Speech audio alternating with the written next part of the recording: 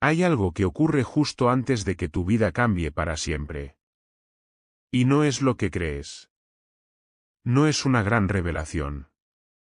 No es un momento dramático de claridad total. Es algo mucho más sutil. Una serie de señales pequeñas, aparentemente desconectadas, que empiezan a acumularse. Que empiezan a repetirse. Que empiezan a insistir. El problema es que la mayoría de las personas las ignoran. Las descarta como coincidencias. Las ahoga en la rutina. Y cuando la transformación llega de todas formas, porque siempre llega, miran atrás y dicen, las señales estaban todas ahí. No supe verlas. Si estás viendo este vídeo ahora mismo, hay algo importante que necesitas entender. No llegaste aquí por accidente. La curiosidad que te trajo hasta aquí, esa sensación de que algo en tu vida está a punto de moverse, ya es en sí misma una señal. Lo que vamos a explorar hoy no es pensamiento mágico ni espiritualidad de autoayuda superficial.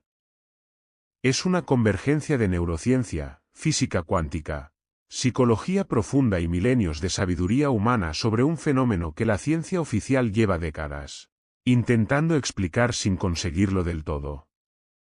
Las señales que el universo envía antes de un cambio grande son reales. Tienen una estructura reconocible. Y una vez que aprendes a leerlas, tu vida nunca vuelve a ser la misma. Quédate hasta el final. Porque la última señal que vamos a explorar es la más poderosa de todas. Y probablemente ya la estés experimentando ahora mismo sin darte cuenta. ¿Por qué nadie te enseñó a leer las señales de cambio? No fue un olvido. Fue una decisión. Piénsalo un momento. Pasaste años en un sistema educativo que te enseñó matemáticas, historia, gramática. Pero nadie te enseñó a reconocer cuando tu propia vida está enviándote mensajes urgentes. Nadie te entrenó para leer los patrones que preceden las grandes transformaciones. Nadie te explicó que hay una diferencia fundamental entre una coincidencia y una señal. Esto no es accidental.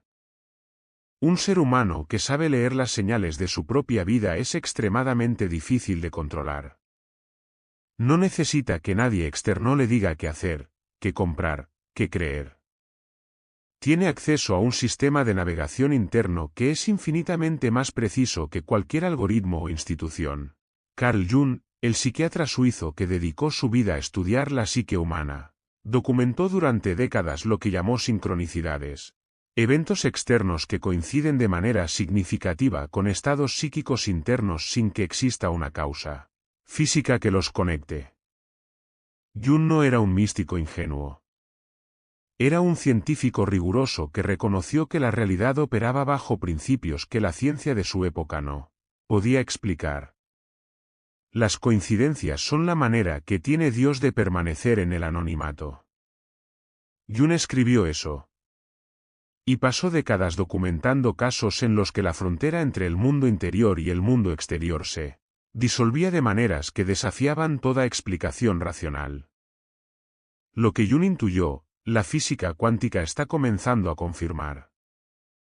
El principio de no localidad, demostrado experimentalmente desde los años 80, muestra que partículas separadas por distancias enormes pueden afectarse mutuamente de manera instantánea.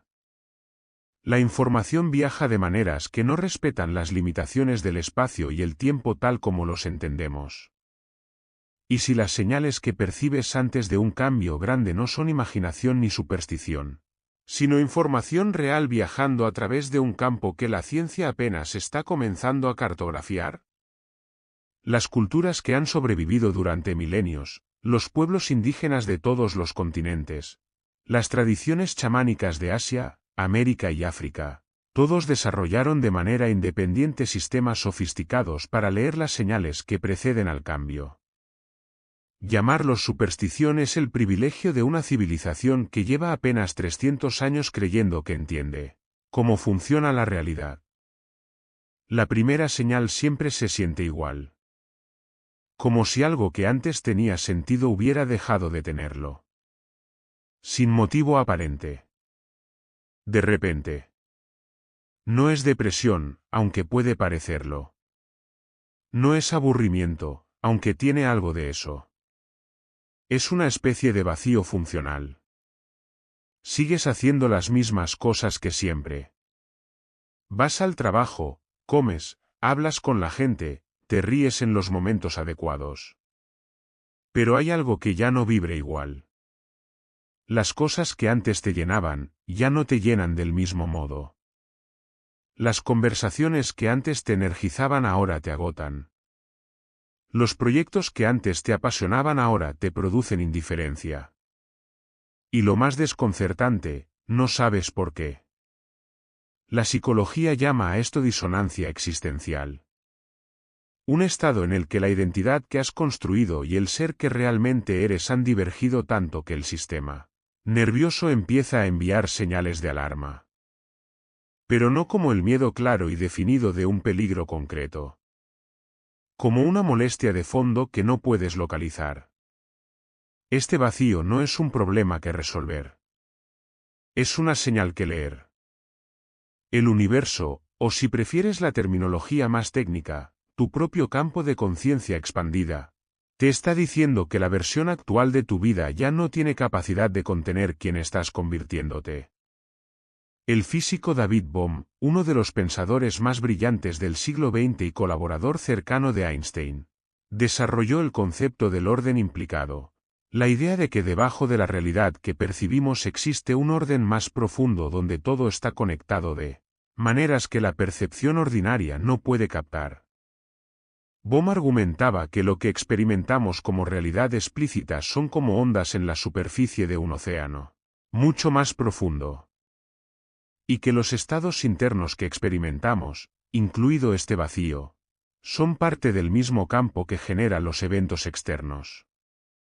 Cuando sientes ese vacío inexplicable, no es que algo esté fallando en ti. Es que el campo está reorganizándose. La vieja forma está siendo disuelta para hacer espacio a algo que todavía no ha tomado forma visible. Antes de que nazca la mariposa, la oruga tiene que convertirse completamente en sopa. No hay transformación sin disolución previa. Eso no es metáfora. Es biología.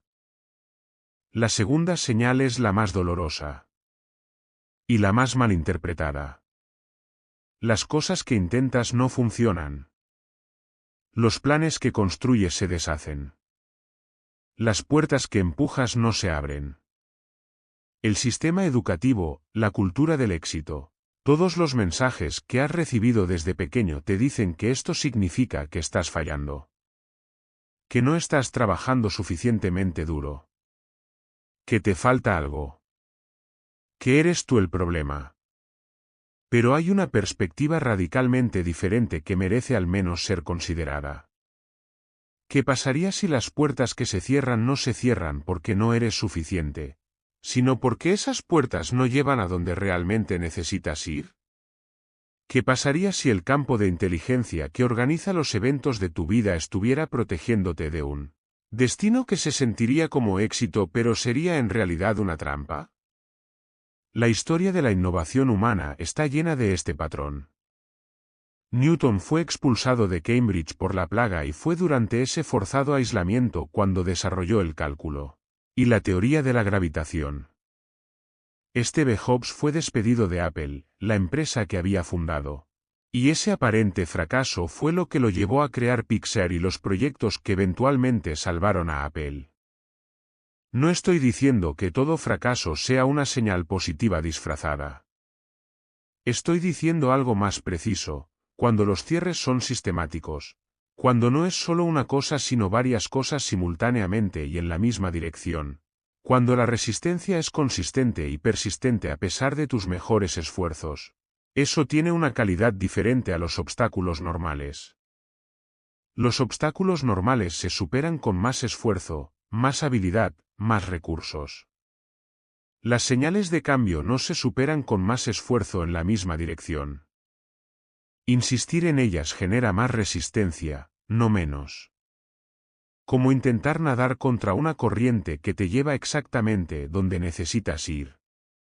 Heráclito, el filósofo griego del siglo V a.C., tenía una frase que 2500 años después sigue siendo la descripción más precisa de este fenómeno. No puedes bañarte dos veces en el mismo río. Porque ni el río ni tú sois los mismos.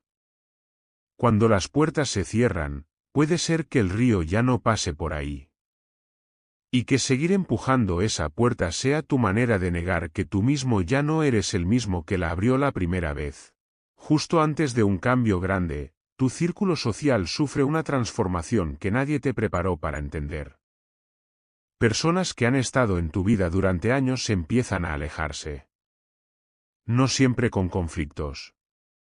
A veces simplemente con distancia que se instala gradualmente. Conversaciones que se vuelven más cortas. Planes que se cancelan. Una sensación de que ya no tenéis tanto que deciros. Al mismo tiempo, empiezan a aparecer personas nuevas. A veces en circunstancias absurdamente improbables. Alguien que conoces en un viaje que no tenías planeado. Una conversación con un desconocido que te dice exactamente lo que necesitabas escuchar. Un reencuentro con alguien del pasado en el momento preciso en que su experiencia resulta ser exactamente lo que necesitas. Las personas que se van representan la versión de ti que está siendo superada.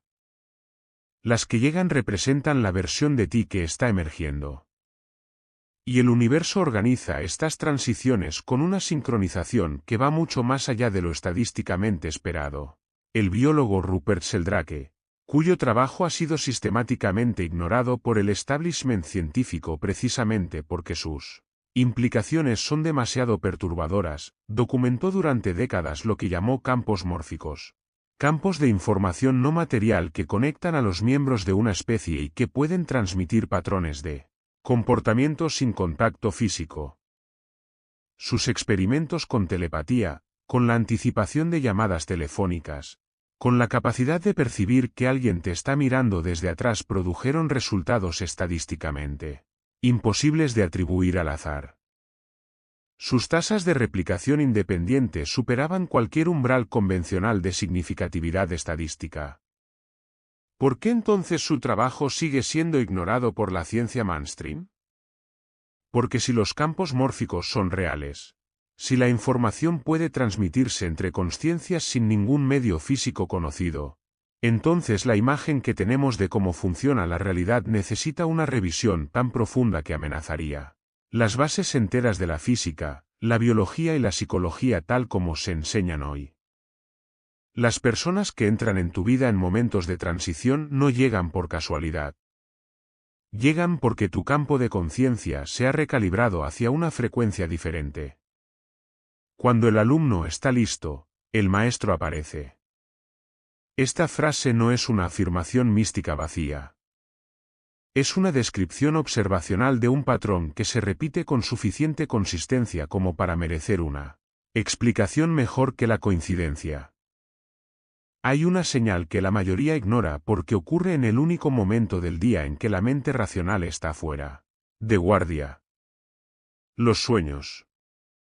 No todos los sueños son señales. La mayoría son procesamiento neurológico de las experiencias del día, consolidación de memorias, regulación emocional. Pero hay un tipo de sueño con características muy específicas que aparece con notable frecuencia justo antes de las grandes transformaciones. Son sueños con una cualidad diferente. Más vívidos. Más coherentes. Con una sensación de significado que persiste durante horas después de despertar. Sueños en los que aparecen símbolos recurrentes. Sueños en los que viajas, cruzas umbrales, llegas a lugares nuevos o te encuentras con versiones de ti mismo que todavía no reconoces del todo. La neurociencia del sueño ha avanzado enormemente en las últimas décadas. Sabemos que durante el sueño REM el cerebro muestra patrones de actividad eléctrica prácticamente idénticos al estado de vigilia, con la diferencia crucial de que la corteza prefrontal, La sede del pensamiento racional y el juicio crítico reduce drásticamente su actividad. Lo que esto significa es que durante el sueño, tu mente accede a capas de información y procesamiento que normalmente están bloqueadas por el filtro racional. Y esas capas tienen acceso a patrones, conexiones y posibilidades que la mente consciente sistemáticamente ignora. El matemático Henry Poincaré describió haber resuelto un problema que lo había tenido bloqueado durante semanas, en el momento exacto en que subía a un autobús, sin haber estado pensando conscientemente en él. El químico Auguste Kekulé descubrió la estructura en anillo del benceno después de soñar con una serpiente, mordiéndose la cola. Estos no son anécdotas curiosas. Son ejemplos de un proceso bien documentado en psicología cognitiva, la incubación, el periodo durante el cual el procesamiento no consciente trabaja en un problema mientras la mente consciente está ocupada en otra cosa o dormida. Cuando tus sueños cambian de naturaleza justo antes de un periodo de transformación, tu mente inconsciente ya ha procesado la información disponible y está generando soluciones, rutas, posibilidades que tu mente consciente todavía no ha podido articular. Los sueños son el informe de ese proceso. Esta es la señal que más gente descarta. Y la que, cuando se la muestras a alguien que la ha experimentado, produce el reconocimiento más inmediato. Justo antes de un cambio grande, el mundo físico empieza a hacer cosas raras. No de manera dramática. De manera acumulativa. Las coincidencias se vuelven demasiado precisas para ser descartadas cómodamente. Enciendes la radio y la canción que suena tiene exactamente las palabras que necesitabas escuchar. Abres un libro al azar y la página donde se abre contiene exactamente la respuesta a la pregunta que llevabas días haciéndote. Tu teléfono muestra las mismas secuencias numéricas en momentos que parecen demasiado oportunos. La ciencia oficial tiene una respuesta para esto: sesgo de confirmación. Notamos los patrones que encajan con lo que estamos buscando y descartamos los que no encajan. Y esta explicación es parcialmente correcta. Pero solo parcialmente. El físico Wolfgang Pauli, ganador del Premio Nobel y uno de los fundadores de la mecánica cuántica, tenía un problema peculiar que sus colegas bautizaron como el efecto Pauli. Los equipos de laboratorio tendían a fallar de manera inexplicable cuando Pauli estaba presente. Pauli era tan consciente de esto que bromeaba sobre ello. Pero también lo documentó seriamente con Jung, con quien mantuvo una correspondencia profunda durante años. Si un físico de la talla de Pauli, con el rigor científico que supone ganar un Nobel, consideró que la correlación entre su estado psíquico y los fallos en los instrumentos físicos merecía atención seria, quizás el sesgo de confirmación no sea la única explicación posible. El Instituto de Ciencias Noéticas, fundado por el astronauta Edgar Mitchell después de su regreso de la Luna, ha documentado durante décadas lo que llaman efectos de conciencia global.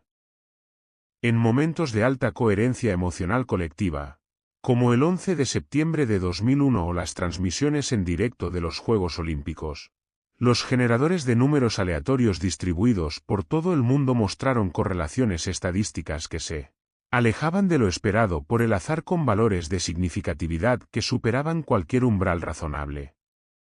En el nivel cuántico, el observador no puede separarse de lo observado. La conciencia y la materia son aspectos complementarios de la misma realidad. Eso no lo dijo un gurú espiritual. Lo dijo Niels Bohr, uno de los padres de la mecánica cuántica. Tu cuerpo recibe las señales antes que tu mente consciente. Siempre. Y la mayoría de las veces lo ignoras. La neurociencia tiene un nombre para esto: la interoceptividad, la capacidad del sistema nervioso de procesar señales del interior del cuerpo. Y en los últimos 20 años, la investigación sobre interoceptividad ha producido resultados que deberían cambiar fundamentalmente cómo entendemos la toma de decisiones y la percepción del entorno. Antonio Damasio documentó que el cuerpo registra información sobre el entorno antes de que esa información llegue a la conciencia. En experimentos con cartas marcadas, los participantes mostraban respuestas fisiológicas de estrés ante las barajas desfavorables varios turnos antes de poder articular conscientemente que algo iba mal. El cuerpo sabe. La mente tarda en ponerse al día. Antes de un cambio grande, el cuerpo suele manifestar señales muy específicas. Una energía diferente que no se puede atribuir a causas físicas claras. Sensaciones de expansión o contracción en el pecho que aparecen en contextos específicos. Un cansancio profundo que no se resuelve con descanso y que no tiene explicación médica. O al contrario, una energía inusual, casi eléctrica, que aparece en momentos y lugares que todavía no entiendes del todo. El cardiólogo Roger M. Cecrati, director de investigación del Instituto EARMAT, documentó que el corazón genera un campo electromagnético que se extiende varios metros fuera del cuerpo. Este campo no es estático sino que cambia en función de los estados emocionales y aparentemente también en función de la información que el sistema nervioso procesa de manera no consciente. M. Cecrati documentó algo aún más perturbador. En experimentos diseñados para medir las respuestas fisiológicas ante estímulos emocionales presentados de manera aleatoria por ordenador, el corazón mostraba respuestas anticipatorias 4 a 5 segundos antes de que el estímulo fuera presentado. El cuerpo respondía al futuro antes de que ocurriera. Cuando tu cuerpo te envía señales que no puedes explicar desde las causas físicas habituales, cuando hay algo que literalmente se siente de manera diferente sin que puedas articular por qué, eso no es ansiedad sin fundamento ni imaginación desbordada. Es información real procesada por los sistemas más antiguos y más sabios de tu biología. Hay una séptima señal. La más poderosa. La que menos se habla en los libros de desarrollo personal y los vídeos de espiritualidad.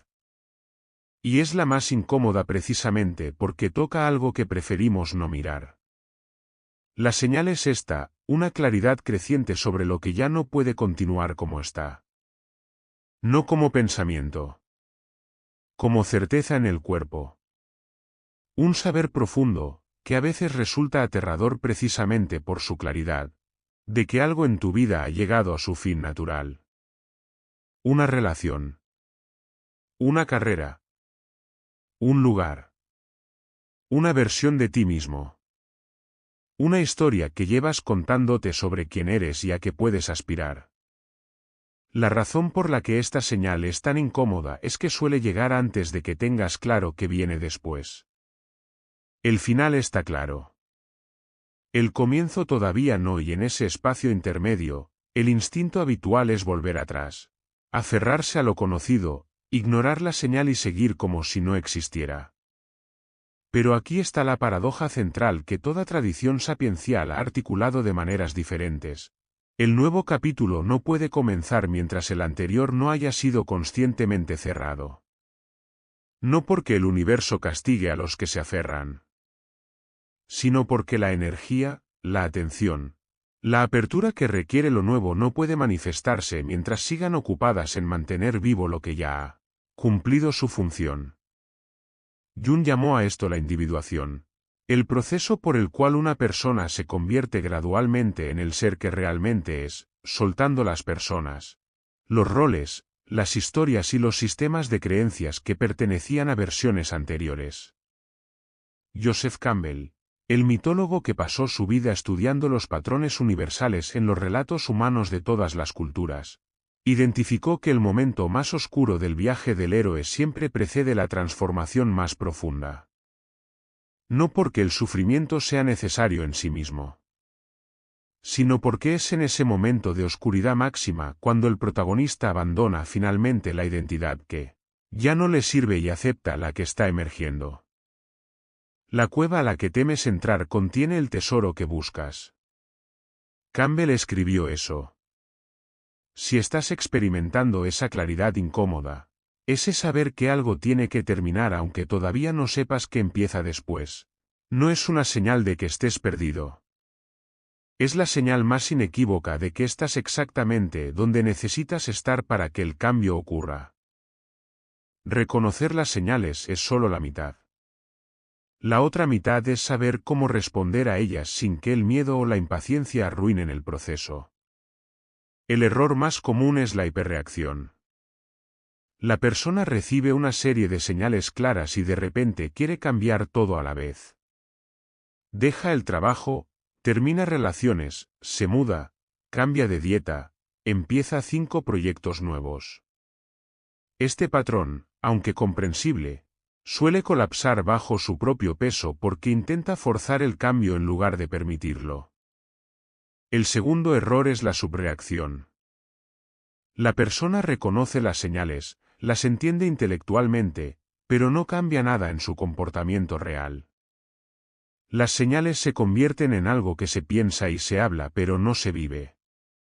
Y el cambio que intentaba manifestarse a través de ellas se bloquea o se desvía hacia formas más dolorosas. La respuesta más efectiva a las señales de cambio tiene 3 componentes. El primero es la atención sin prisa. Cuando las señales empiezan a acumularse, el primer paso es simplemente notarlas sin saltar inmediatamente a conclusiones o acciones. Llevar un registro. Observar los patrones. Darle tiempo al cuadro completo para que emerja antes de actuar sobre partes aisladas. El segundo componente es la acción mínima consistente. Antes de hacer cambios grandes, el campo necesita ser preparado con acciones pequeñas y constantes en la dirección que las señales sugieren. Una conversación que has estado evitando. Un proyecto pequeño en la dirección nueva. Una decisión que llevas aplazando. Las grandes transformaciones casi siempre se construyen sobre una acumulación de acciones pequeñas que van cambiando gradualmente la configuración del campo. El tercer componente es la tolerancia activa a la incertidumbre. El periodo entre que las señales llegan y el cambio se manifiesta completamente es necesariamente un periodo de no saber. La mente racional detesta este periodo y hace todo lo posible para resolverlo precipitando conclusiones o volviendo a lo conocido por el alivio que produce la certeza familiar aunque sea insatisfactoria. Tolerar activamente la incertidumbre no significa pasividad. Significa mantener la atención abierta, la acción consecuente con las señales que se tienen, y la confianza en que el cuadro completo irá emergiendo a medida que el proceso avanza. Antes de que sigas con tu día, quiero preguntarte algo. No de manera retórica. De manera genuina. ¿Cuántas de las señales que hemos explorado reconoces en tu vida ahora mismo? El vacío inexplicable. Las puertas que se cierran. Las personas que se van y las que llegan en momentos extrañamente oportunos. Los sueños que han cambiado de naturaleza. El mundo físico que empieza a comportarse de maneras que desafían el azar. Las señales del cuerpo que no puedes atribuir a causas físicas claras. Y esa claridad incómoda sobre algo que ya no puede seguir como está. Si reconoces varias de ellas, no es coincidencia que estés viendo este vídeo en este momento. Y no te digo eso como gancho narrativo. Te lo digo porque la estructura que hemos explorado hoy sugiere que cuando alguien está en un periodo de señales activas, la información relevante para ese periodo tiende a aparecer en su campo de atención de maneras que sorprenden estadísticamente. Lo que hagas con esta información depende enteramente de ti. Puedes descartarla como entretenimiento espiritual sofisticado. Puedes llevarla como una perspectiva interesante pero no aplicada. O puedes empezar a prestar la atención que las señales merecen, con el rigor y la paciencia que requiere cualquier proceso real de transformación. Lo que la neurociencia, la física cuántica, la psicología profunda y milenios de sabiduría humana convergen en decirte es esto: no estás solo en este proceso. Nunca lo has estado. El campo que organiza los eventos de tu vida no es indiferente a tu evolución. Y las señales que envía antes de cada gran cambio no son caprichosas ni arbitrarias. Son la manera más precisa que tiene la realidad de decirte que algo nuevo está intentando nacer a través de ti. La pregunta no es si el cambio va a ocurrir. La pregunta es si vas a atravesarlo con los ojos abiertos o cerrados. No puedes detener las olas. Pero puedes aprender a surfear. Cuéntame en los comentarios cuál de estas señales estás experimentando ahora mismo. No tienes que compartir detalles. Solo nombrarla ya es un acto de reconocimiento que cambia algo en la relación con el proceso. Y si conoces a alguien que está atravesando un periodo confuso, que siente que algo está cambiando pero no sabe qué, comparte este vídeo con esa persona. A veces la señal más importante que recibimos llega a través de alguien que simplemente nos pasa algo que necesitábamos leer. Suscríbete si quieres seguir explorando este territorio. La próxima semana vamos a entrar en algo que conecta directamente con todo esto. Porque las personas que cambian tu vida llegan siempre en el momento exacto y nunca antes. ¿Y qué dice la física cuántica sobre ese mecanismo que parece demasiado preciso para ser azar?